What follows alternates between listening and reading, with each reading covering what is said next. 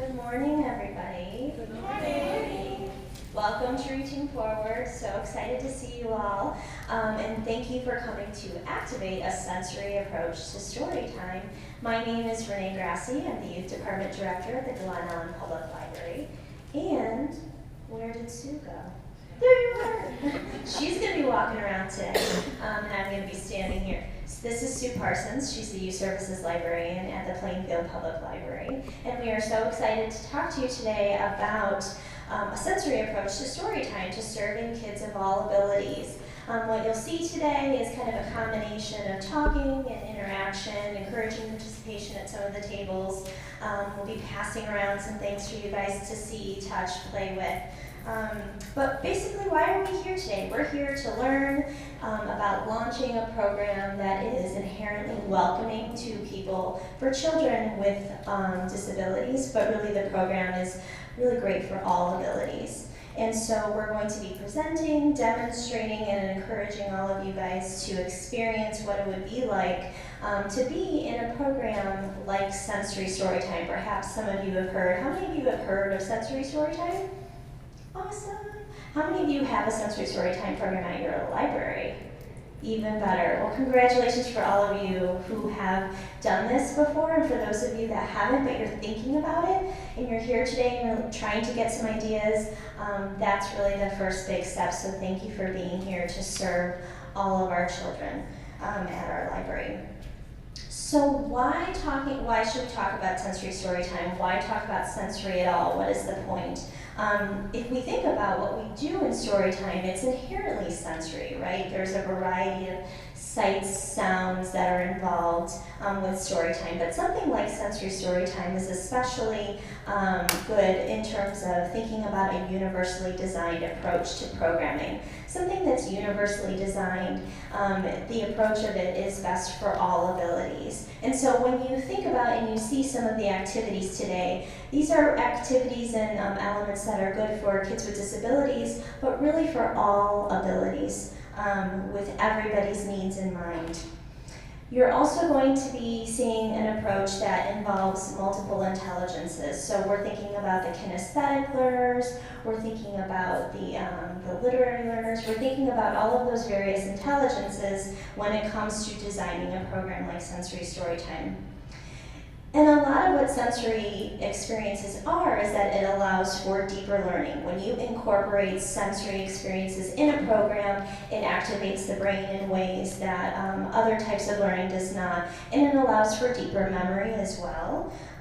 One of the things that you'll see on your tables is a handout, and we do have copies available online as well, so if for any reason we don't have enough today, you can download it from the Reaching Forward website. But what Sue has done is she's incorporated a huge list, which is a great resource for all of you guys, about the books, the music, the songs, the activities that she has used in the past for Sensory Storytime. And a lot of the themes that you'll see, it's broken down by theme. The themes are focusing on emotional learning. So things like happiness, sadness, anxiety, a variety of topics that all children have to practice learning, but also for kids with disabilities, maybe some children with autism, for example, practicing talking about their emotions may be difficult. So if they have the ability to read in a story what it's like for a character to experience a specific emotion, and then to be able to recognize in themselves or visual support what that emotion is, it will allow for deeper learning. In addition to Sensory Storytime being great for emotional learning, it's just very adaptable. There is no one version of Sensory Storytime. There's a great resource out there on your resource list, a book by Barbara Clipper about programming for children with autism. And there is a big section in that to talk about Sensory Storytime. But what's evolved, I think, in the landscape of libraries is this idea that Sensory Storytime can be very adaptable based on the librarian's own interests, based on the community of the children that you're serving. So that the idea is that maybe you have a couple of these techniques, a couple of these strategies, but that it's very adaptable for your audience. Something like sensory storytime is inherently welcoming to an audience of kids that may not necessarily be welcome at the library. We may think our libraries are welcoming to kids with disabilities, and in fact we may see some kids with disabilities at our library, but being out in the community as a family with a child with disabilities may not be something that is a positive experience. Families may feel judged. Having talked to many of them myself, coming to the library is a potentially anxiety-producing experience because they don't know how their children may necessarily react to their surroundings. They don't know how other people might react to the looks and sounds of their own child. So the idea that the library, which is really built for all, we're an institution for all abilities, we're saying, hey, we may not have been always welcoming in the past, but we are trying something new. We're trying something different. We want your feedback. We're happy to have you. So this program is really inherently welcoming and sometimes recognizes those silent voices among us. And it certainly helps build connection with those members that may not have stepped through our doors before, building trust and helping those users become a part of our community. I think another part of sensory storytime is the idea of visibility for children that have disabilities. They may not necessarily be visible in the community, whether they are or are not invited to a local child's birthday party. Maybe their school has segregated classrooms, so children with disabilities are in separate classrooms. If you have a program like Sensory Storytime where all abilities are welcome, everybody can see children participating at the library, and that's a common experience that we want to encourage. So we're going to be talking about strategies for storytime success, and I'm going to pass it off to Sue. And I apologize in advance, we have one microphone, so Sue is going to use her storytime voice today and project for all of you. But before she does that, I want to let you know there's a bin of fidgets that are being passed around right now, so you guys can play and experience them. So please continue passing them around so every table can see. And Sue will talk a little bit about what those tools are for story time.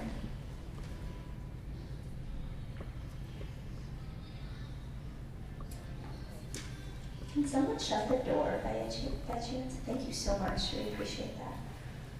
That sounds fun. Whatever's going on there sounds fun too. Can you see enough? Yeah. We're going to pass this around too. This is what I use together with an easel at the Plainfield Library. This is our visual storyboard, which is helpful not just to children and parents, but also for me, because I tend to get nervous and a little scattered, even though I've prepared and prepared, and then the moment comes, I'm like, what's the order? And I'm like, oh, I have this to help me.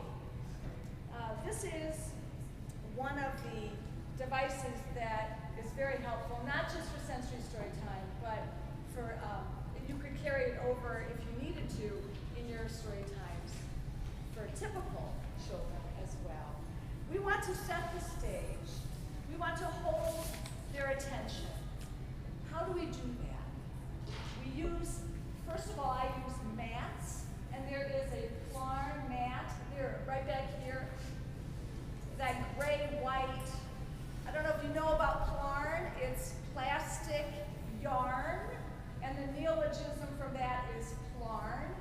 And there's a group of people at the library and in our community who make these mats out of plastic bags and recycle plastic bags, and then they make Flarn and they knit it to make these mats. So those are on the floor, and it's an ancient custom, right? It's not a new idea to put mats on the floor, but it helps to keep children in a specific place. So mats, and then this visual schedule helps with transitions so everyone knows what's coming next. And it removes distractions. So in my sensory story time, when children and families come, I have set up multiple stations of activities, and that's our free play. We do that at the beginning, but people do whatever is best for them. So after about 15 minutes of free play, I ask them to please help me to pick up the toys. And I never have any problems. The parents are there, everybody helps. And then I say, all right, it's time to please come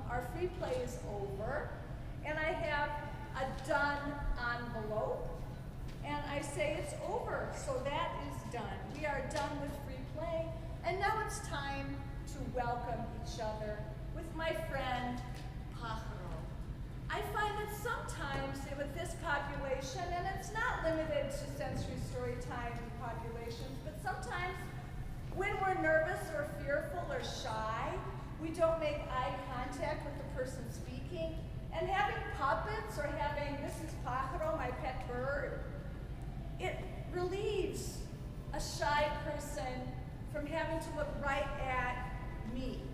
And they love Pájaro. And I say, welcome, Pájaro, and I would like to welcome you to Sensory Storytime. And everyone's sitting down, and if I have trouble with that, I use Pájaro. I'm like, Pájaro, would you help me tell the children to please sit down? And we have this little ditty, everybody sit down, sit down, sit down, everybody, please sit down on the floor. Not on the ceiling, not on the door, everyone, please. And I use sign language whenever possible. Please sit down on the floor. Thank you, thank you. Here we are, we're done with our welcome. And we're sitting on the floor. Thank you, thank you. It's time to say hello. How are we gonna do that? And I use what we've been singing. We're going to sing our hellos, and we're going to take turns. Would you please help me and Pájaro take turns saying hello? We're going to sing that. We're going to sing What's Your Name? With our sensory story, our sensory ball. A blue ball. There are two ways of doing this. I either use a blue ball or a stretchy band. And here's how we do it.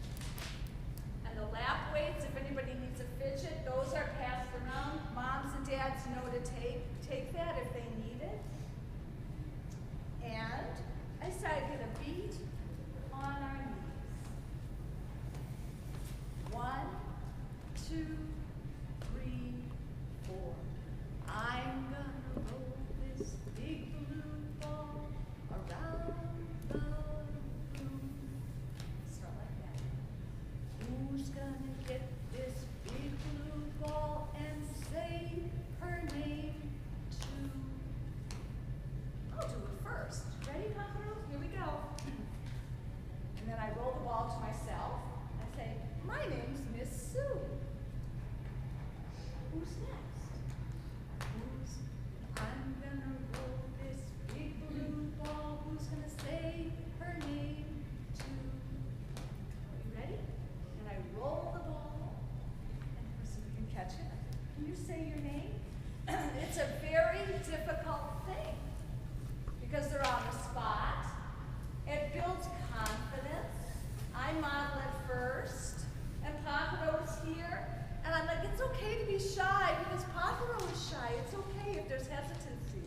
Would you like to meet Pájaro? Would you like to say your name? Would you like to say your name?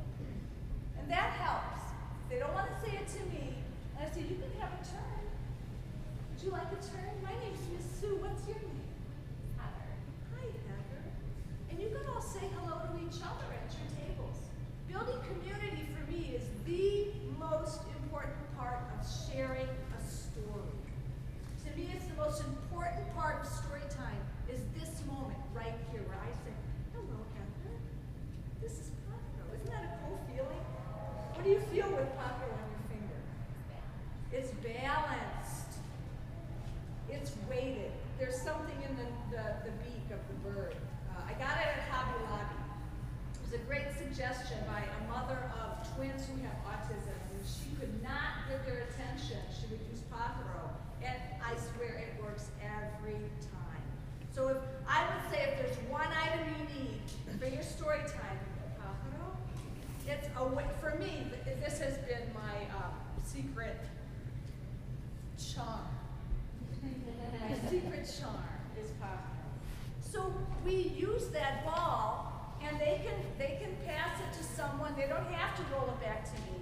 But what the ball does is it becomes a physical connecting piece to all the people in that room. There's usually between 8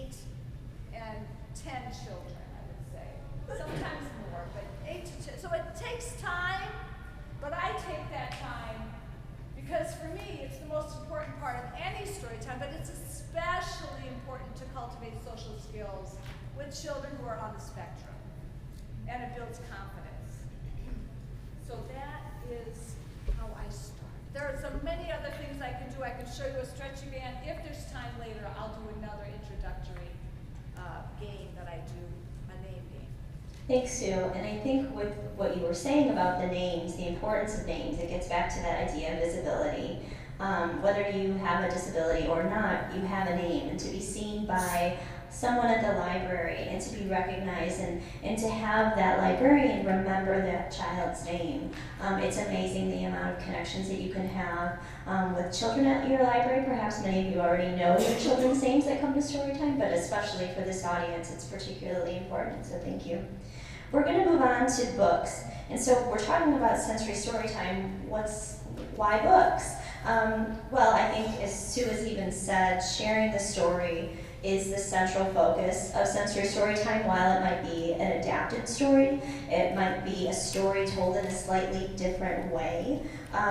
All activities lead to the book. And so for sensory storytime, librarians really become the ambassadors of the stories, of the experiences that they're sharing with the community and really make the book come alive. That's the best part of being a librarian who does storytime, right? And stories connect us. What I love about stories, and sometimes you may have already heard this already, books are both mirrors and windows. Mirrors in the sense that children can see themselves in books. And so for kids with disabilities, you'll see Sue at least talk a little bit about one particular book she uses in sensory storytime about Armand, and Armand has Asperger's. For kids with disabilities to see themselves in books is particularly important. But also for kids that don't have disabilities, to be able to experience, just as books are windows, to be able to experience the world and to see others' differences in a positive light. I think it's a perfect place in storytime for us to be able to showcase the diversity of our community through books, through storytime. And not only that, they teach concepts. So again, looking back at your handout with all of the various themes in terms of social emotional learning and a variety of other things, you can utilize books to teach concepts as well. And really, you can be anybody and go anywhere in a book. And I think that that is a universal quality of story time, regardless of ability. So what are some ways you can adapt books? One way you can adapt books is using a flannel. And in fact, how many of you have used flannel stories before? Awesome. So you're already adapting your story time. You may not have thought about it that way, but you're already adapting it in ways that are accessible for a variety of learners. One of the ways I use flannels is I actually sometimes will pass out the pieces to the children in the story time and ask them to come to the flannel board at the front of the room to place their piece on the front. And if you think about that, that activity takes a lot of skill. It requires waiting. It requires the ability to listen to directions. The executive functioning skills that are required in that activity alone is a great practice for some kids with disabilities. You could use a very large book. Big books are excellent, especially for those that have low vision or need a little bit more support in sight. You could play the audio version of a book and just follow along with the book and turn the pages without you yourself reading. And you could even have extra copies of the book and have that available for parent and child to follow along together, seated together, while you are reading it out loud. So it gives them something to focus on as they're sitting. It gives them an opportunity to turn the page, which allows them to do something with their hands so they don't have to be sitting quietly the whole time.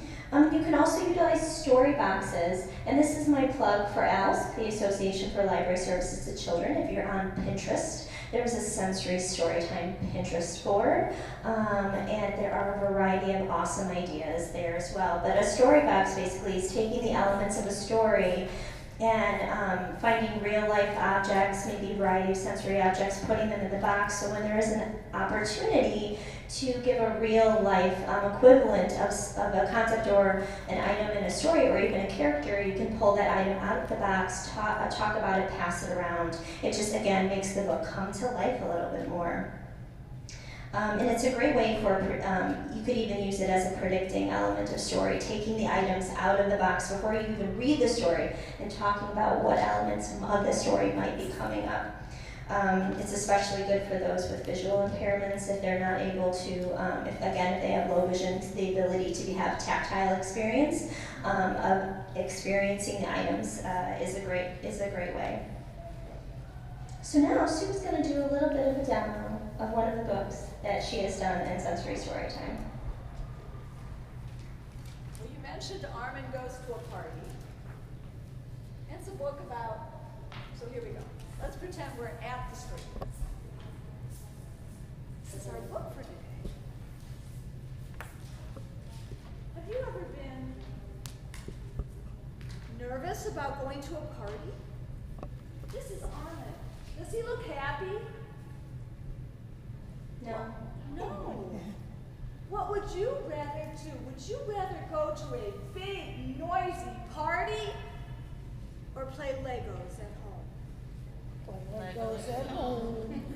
I don't go to the party. Well, would you rather go to this party or would you rather read a book about dinosaurs? Read a book about dinosaurs. So would this, our hero of the story. So would Armin. But there's a problem. He has a really wonderful friend. And it's her birthday. I wonder what he's going to decide to do. And that's how we start the book. I try to get them in with some question like that before we open the book.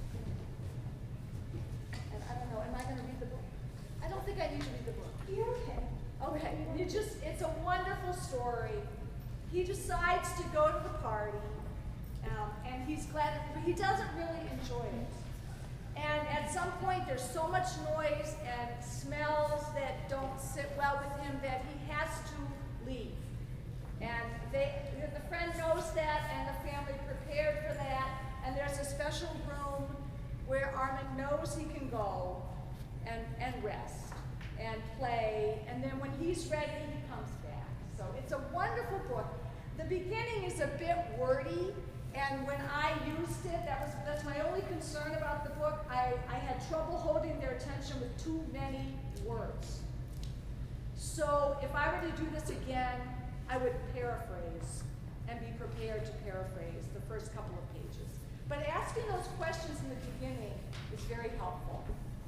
And going off of that too, in terms of adapting and paraphrasing, if a book doesn't work and you are seeing your audience and it is not going well, there is no shame in saying, we are done with this book. Let's go back to our schedule and follow along and see what the next activity is. I've done that in Sensory Storytime, and that is perfectly fine. That's a great opportunity, a learning opportunity for us, right?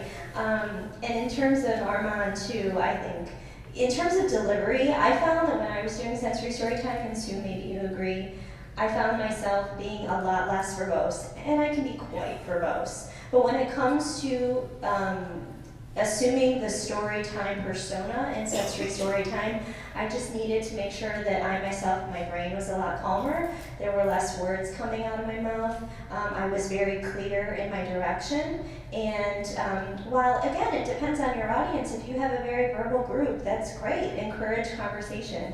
But I really wanted to try and make it clear and direct.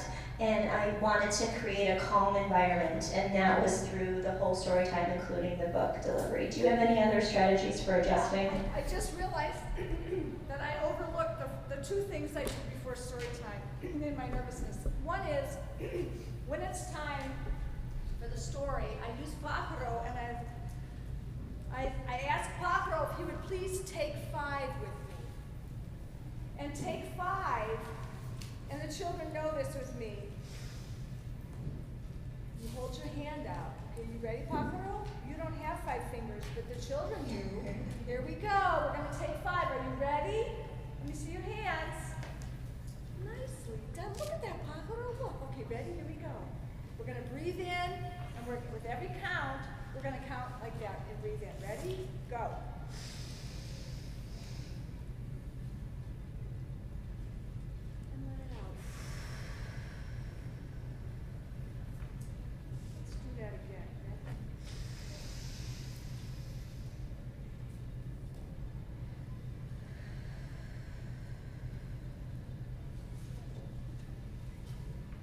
After driving everything, you want to do it one more time? Yes, please.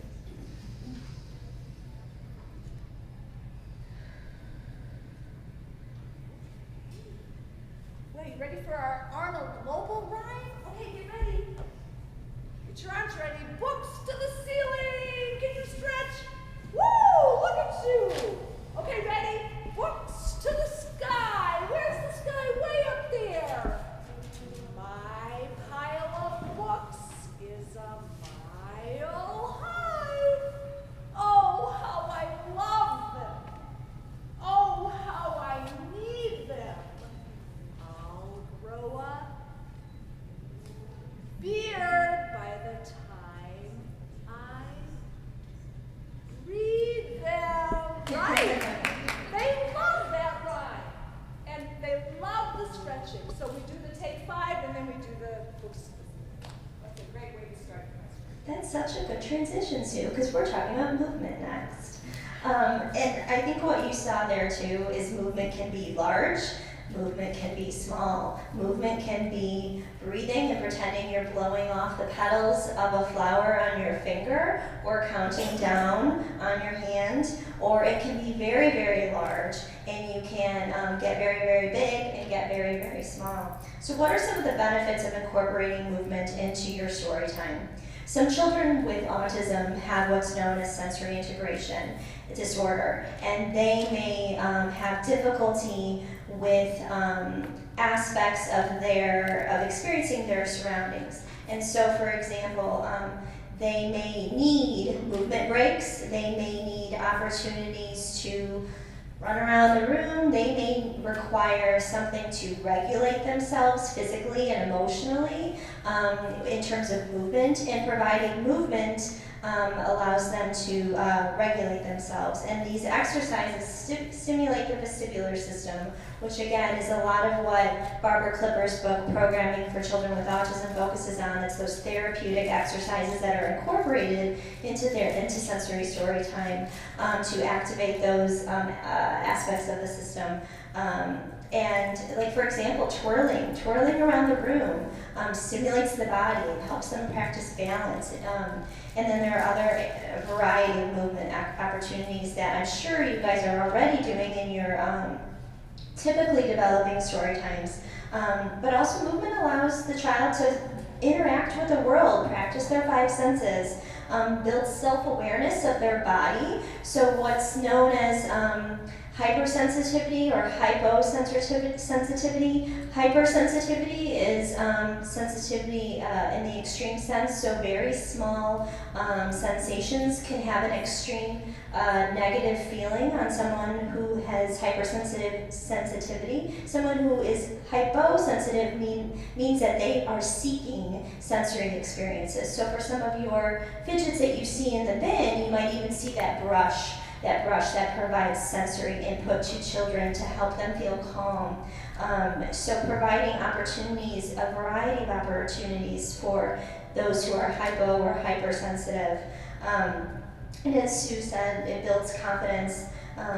It improves name recognition when linked to naming activities, so you can see how these elements are kind of put together. And also movement really helps with transition. I'm sure you see this in some of your typically developing story times. What we'll do in our schedule is we'll have a song or a movement activity or a little walk across the sensory balance beam to get them moving because they just sat listening to Armand's story and they need to move. So it really helps with transition. So I think Sue has a little bit of movement things to talk about, as well as other opportunities for sensory exploration. How many of you know the book Press Here by Hervé Toulet? I mean, and you know that you can make these little mini books from the publishing company. So I wanted to make sure you did that. They're on the website, the publisher's website, if you want to download those books. And how many of you know Beautiful Hands by Catherine Otoshi? Fabulous book. Absolutely fabulous book. I just have to share it just quickly. The illustrations are by Brett Baumgarten, who unfortunately contracted cancer and passed away right after the book was published. 2 young children, and talks openly online about, with his children, about making this book, Beautiful Hands, with Catherine Otoshi. What will your beautiful hands do today? And all the illustrations in the book are made from his hands. It goes on, will they plant? Will they touch? And then he keeps asking questions. Will they lift spirits? Gorgeous bird. Will they reach? Oh, will they stretch imagination? Stretch imagination. And will they reach for love? Just beautiful. If you haven't seen this book, please run to your local library and get it. It is a precious book. They loved it. They loved the images. They could see the handprints. And afterwards, they made their own pictures from handprints. And they loved that. That was a successful story time. And after we did Armand, we used Jeannie B's Sugar Buzz CD on there. There's a song called Birthday Party. And it's a pretty fast song. And we danced, and I had made chain streamers.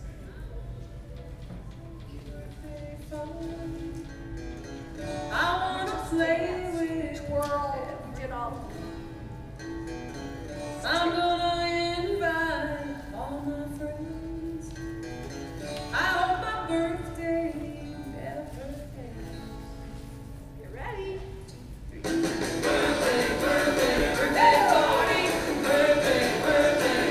I told them ahead of time that the beginning is kind of slow, but then it's gonna party down. So be ready. Some children don't like that quick contrast, but they loved it. And they had fidgets and scarves, so I meant to say that. You know, you're librarians, you know, and shaker eggs. They really like the shaker eggs. It's like a weight, right? So those are wonderful to use. On with, I wanted to also make sure in your handout that you know about, when you came in, did you hear the wind chimes? I use that kind of, and that's here on page, and by the way, the great big ball that I did, who's gonna get the great big ball? I got that from Carol Peterson. It's on page 1 of your handout. And it's meet and greet. And next to meet and greet, right here on the first page, is Great Big Ball, Carol Peterson, and it's Season Sings. That's a good opening song. And before that, I have either the wind chimes, or I play some of these songs right here, and they can come in and they can move from free play and get a shaker egg until everybody, has made the transition from free play to sitting. I use music to help me with greeting, welcoming, creating an atmosphere in the room. Music is very important to me. I wanted to point out the wind. Yeah, the wind chimes are Grassi. I love the CD Love Bug. The wind chimes are wonderful, and then the second one, Pete's Banjo, is also on Love Bug by Grassi. That's on your back, the final page, under Senses. Senses. I used the book 5 for the Little One by Chris Roshka, and then I'll tell you this, Wayne Potash, Yodel for a Fish. He has a song on there called 5 Senses. And it is absolutely mesmerizing. There's 1, 2, how many of you know this? 3, 4, 5, senses have I. And then they all do it. Ready? 1, 2, 3, 4, 5. Senses have I. Eyes to see. And then he goes on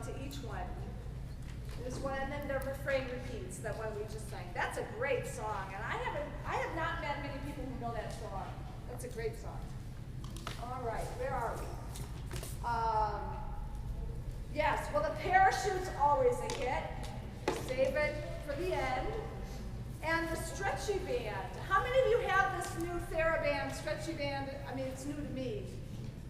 No, not too many? Do you want to talk about what that is?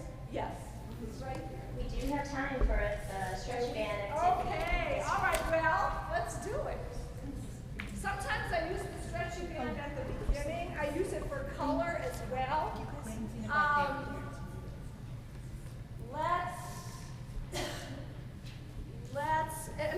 Should I just invite? Pick a table or whatever you like. Do you want to stand up and come, or here? Shall we do it here? All right. If you guys want to stand up so everybody can see. So you grab the stretchy band. I put it on the floor, and I ask them to come and have their stretchy band. And sometimes I do this in the beginning.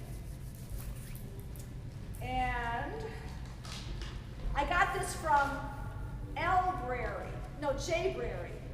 Jayberry, those two young women.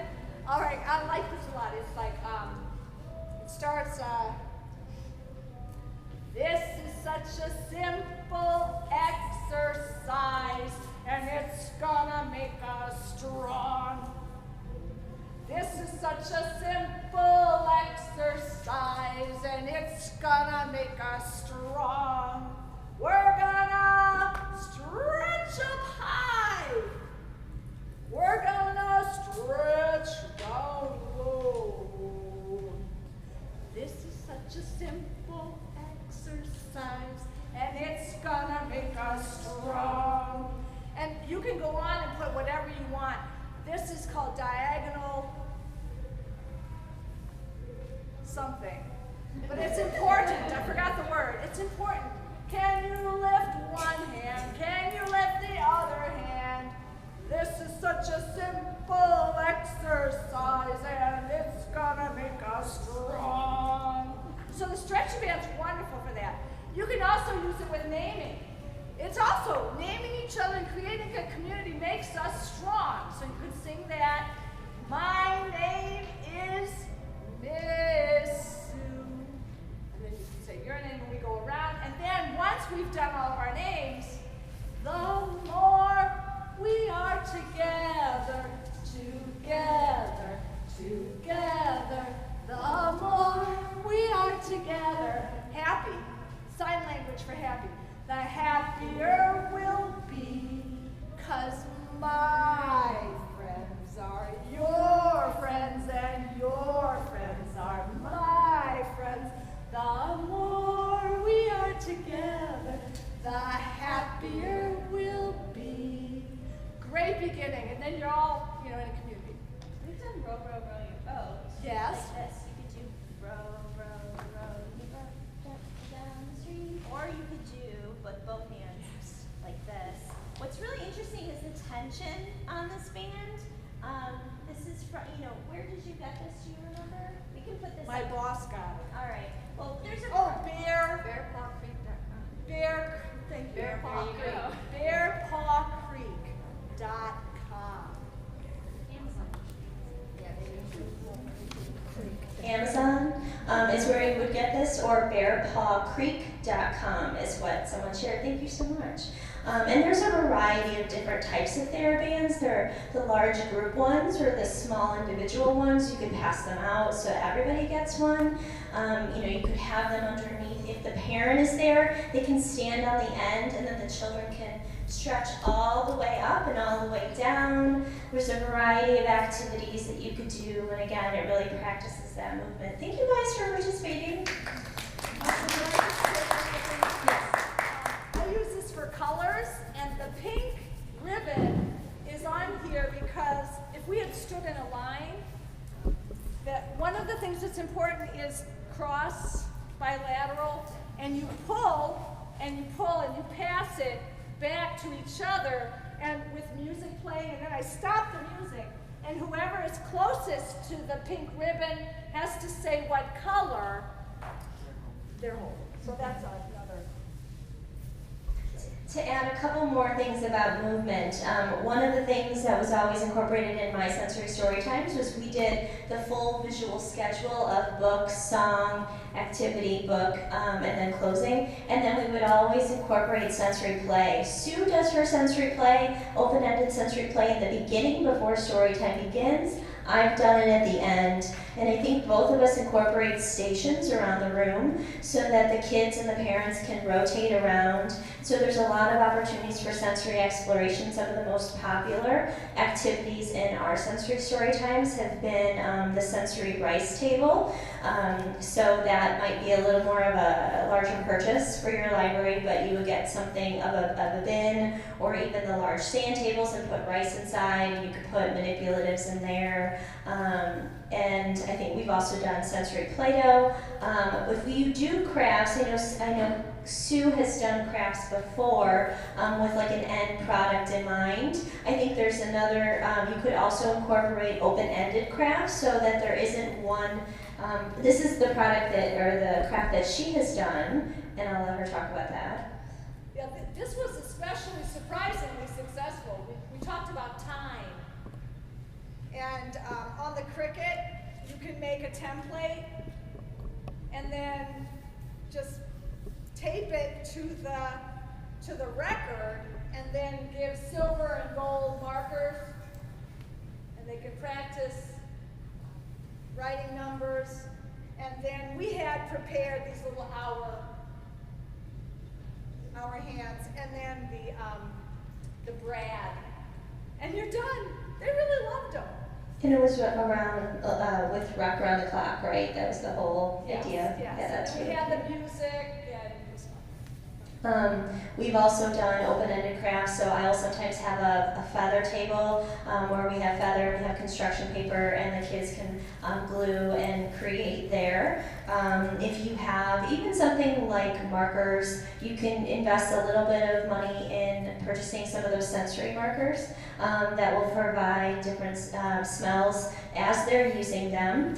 I've used Plato Stations. I always incorporate a book station as well as a puzzle station.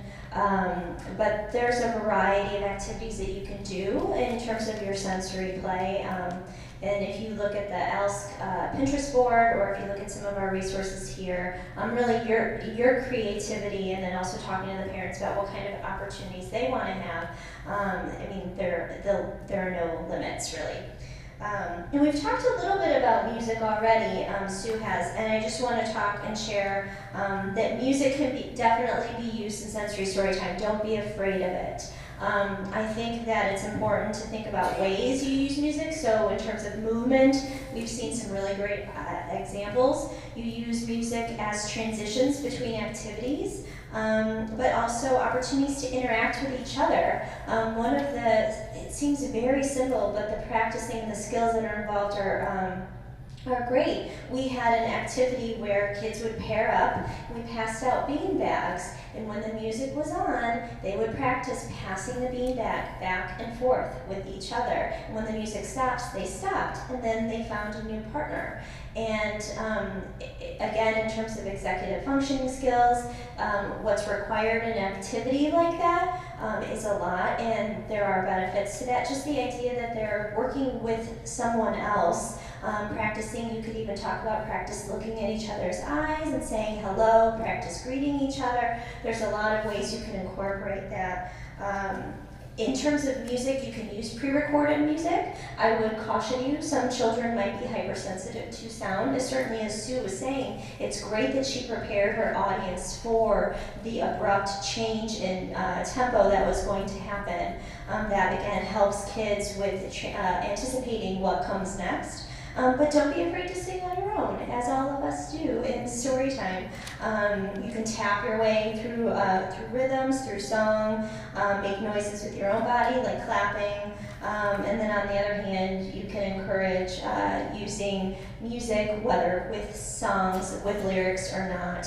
There are a couple CDs, excuse me for the feedback, there are a couple of CDs for musical scarf activities. One of my favorites is Let's Go Fly a Kite.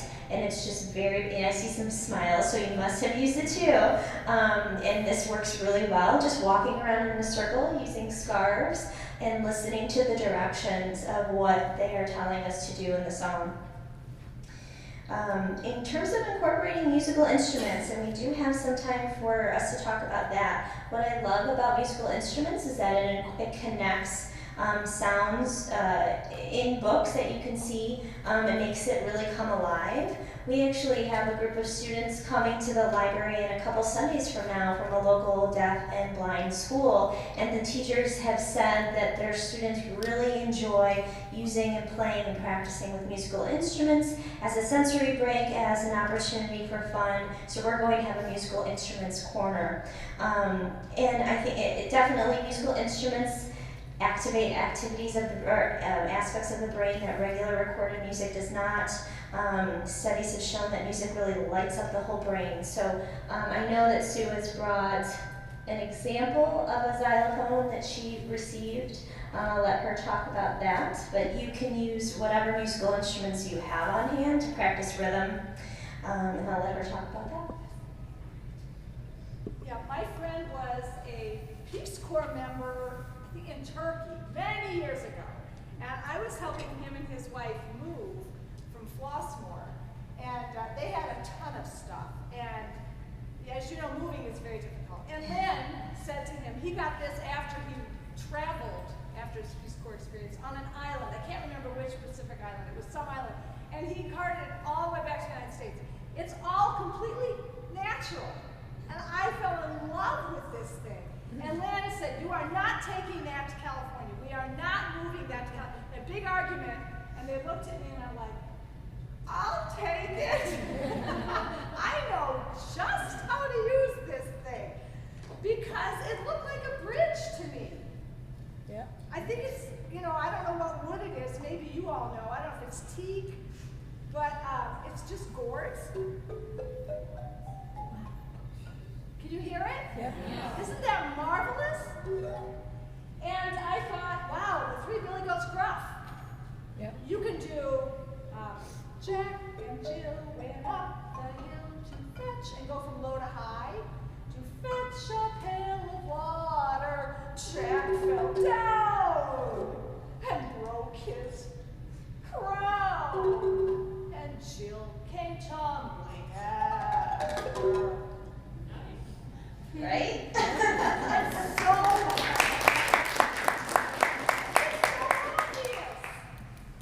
But I didn't really think about it until we had that one music educator come to the SNAILS.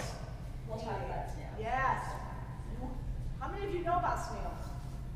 We'll talk about snails at the end also. That's great. Nice to see friendly faces. Wonderful. Okay, so here we go.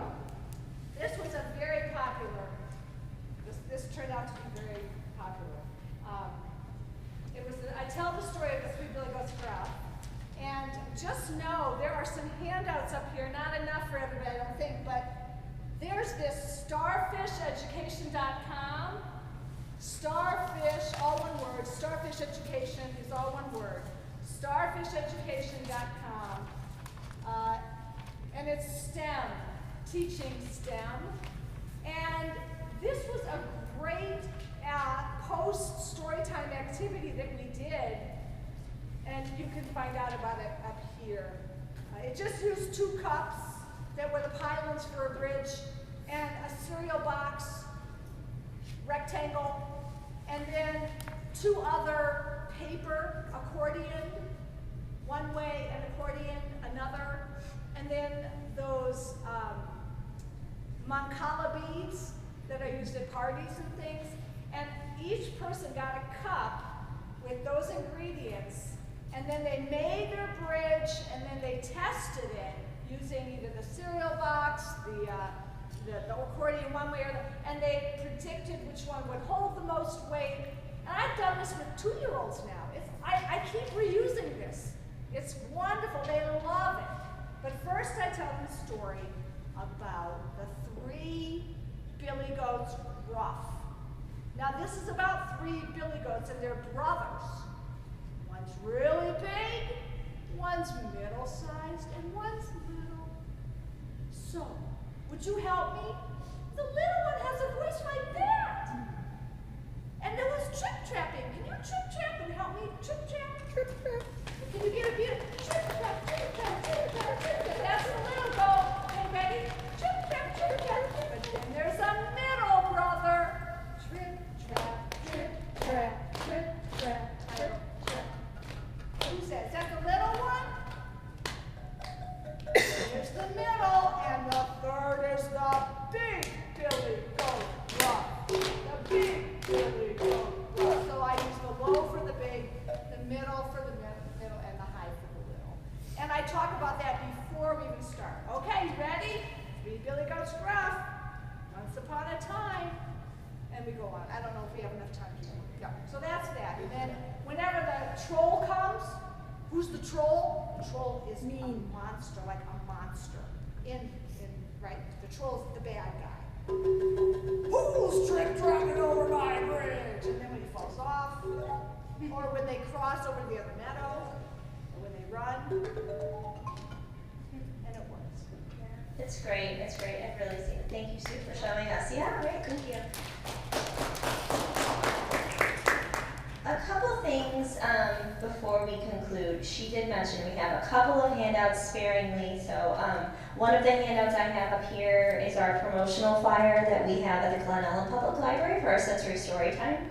And I get a lot of questions. So you develop this program, you put in all this work, you reach out to the schools, you try and promote it. Well, what do you call it? What do you say? What do you put in that description?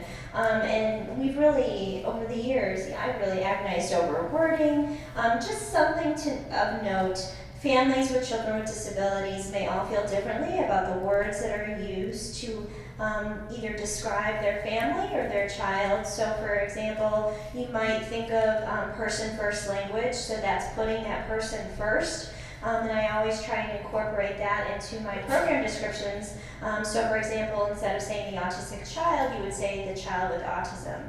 However, as language is fluid and not always universal, there are some people that feel very strongly that autism is their identity. So people self-identify with disabilities sometimes.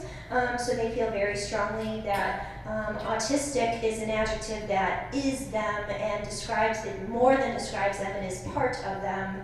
And the same goes for someone with a disability. But I think it's always important to ask people how they would want to be called. Certainly getting to know their names, that's the #1 thing, right? But when you're thinking about promotional, I could talk a whole hour about this topic, really. But if you're thinking about promoting your program, if you want to take a copy, we do have our Sensory Storytime flyer here up at the front. But I want you to think about, yes, it has a nice blue header, so you're more than welcome to take copies back to your own library. But I want you to think about this program. It's great that you all are here. Your presence at this program means that you're advocates now for people, children with disabilities at your library. So go back. I hope this program has encouraged you to think about ways you can adapt. Even if you don't consider creating a separate special program, ways you can adapt your existing Storytime programs to be inclusive and welcoming to all kids with disabilities or all abilities. And I think we really have an opportunity to showcase the library as a place to bring in our families that might need us as a resource and again want to be visible. So again, reaching with open arms and saying we may not have always been welcoming, we're trying our best, but we need your feedback, especially connecting with those parents and saying what can we do differently? What can we do more to help your children feel welcome at the library? And sensory storytime does require us to come out of our comfort zones a little bit. It requires us to be multifaceted, flexible, open to a really new approach. But I think it makes us grow as people who work in libraries, and libraries are constantly changing. And so this is yet another reason to really do the good work that we're doing in libraries, to be welcoming kids that may not necessarily have been welcome to the library before. And really, this can inform the development of other programs. Sure, you might start with Storytime, but then kids eventually age out of your Storytime program, so then what would you do after that? And some of the resources on your handouts that you have on your table will help you with that. But I would say the number one at the top of the handout you see is the URL for our SNAILS blog. SNAILS stands for Special Needs and Inclusive Library Services. This is a networking group that myself and Holly Jin from the Skokie Public Library help facilitate and coordinate. We meet on a quarterly basis, and we actually have a meeting coming up on Wednesday, and we're very excited about that. That's at the Mount Prospect Public Library. Thank you very much, Holly. And if you go to our SNAILS blog, you will see videos from previous SNAILS group meetings. We always try and record. That's actually why Holly has volunteered her time to be here today to record this presentation and put it up on our blog, so that beyond this room, we can try and share this information out with our membership. We take anybody, whether you're in library school, whether you're in libraries, you have a library degree or not, and we talk about serving kids with disabilities all the way through high school age children. We bring in special speakers. We have a really great speaker coming in on Wednesday to talk about the kids that have that are deaf and have ocular that need support because they are deaf, and they are actually working from a local organization that helps support these children. And they help to share with us information that we don't learn in library school, we don't learn in some of the professional development opportunities that we go to. These are people outside of libraries that help us with learning about serving these kids. So do check out our SNAILS blog. If you can come to a meeting, we would love to have you. And I would say we do have some time for questions, but before that, I want to say thank you on behalf of Sue and myself for coming this morning, and have a great conference, and thank you for being here to serve children of all abilities. We appreciate you being here. Thank you.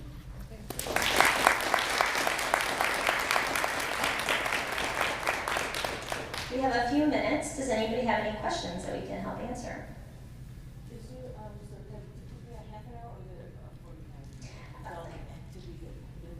The question was, are the activities a half an hour, 45 minutes? It's story time, thank you. So in my program, what I do is it's an hour-long program, 30 minutes for story time, the schedule of the books, and then 30 time for sensory play or stations around the room. Same for Sue. Good question.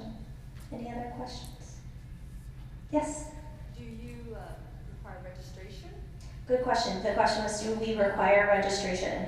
At the Linell Public Library, we do. I think there's a huge value in capturing the contact information, whether it's just an email. We won't turn anybody away if we have open spots on the day. And we recognize that some parents with children with disabilities, their schedules can change on a fly depending on how the child is feeling that morning, or if there are therapies that are needed that day. But we do require registration in advance, just again to send reminders. We have social stories at our library that walk through children through the experience of what it is to visit a public library, to visit our library with actual pictures. So we'll send them the link to our social story. If you go to our library's website, you'll be able to see that, that's not our website at all, GEPL.org, and then if you click on youth, the youth button, you'll see there's a section under the school services page, or you can search the site for social story. It's a great opportunity to try and email them back and forth, if there's any accommodations that we can make in advance, and just to get to know the unique needs of the child. So I do require registration, but we won't turn anybody away. The Plainfield Library does not. We have drop-in. But I have established a solid relationship with the school district and the Department of Special Education, and they disseminate information using the school network for story times. And I would urge anybody who wants to establish sensory story time and increase publicity about it to work with your school district. And for me, I tend to get a core group of parents and families who know and come, and then they bring, and it's open to all children, siblings, everybody, and then they bring, and then they sign. I always have an email sign-up sheet, and if they want to, they can add their email, and then I always send out a notice ahead of time saying, don't forget, not too far ahead though, maybe 4 days, and then the day before I send another reminder about sensory stories, and that seems to work well. That's a good tip and something I can expound upon, but our program is welcome and open to all. It is Sensory Storytime program for all abilities. In the past, I have done Sensory Storytime for children with disabilities, and I would say reach out to your community, have those conversations. Some parents feel very strongly that they want their children to have an experience with other typically developing children, so they want that experience in an inclusive program, whereas other parents feel more confident and comfortable in a program with children with disabilities with other parents who understand and know what they are going through. So there really are those two different kind of models for programming, and I would encourage you to talk to those parents, have those conversations, and ask what they are interested in. But it's always great to start inclusive, and then if you find that they want something separate, your families do, then you could have something separate. Yeah. Any other questions? You guys have been great. Thank you again for coming. Have a great conference.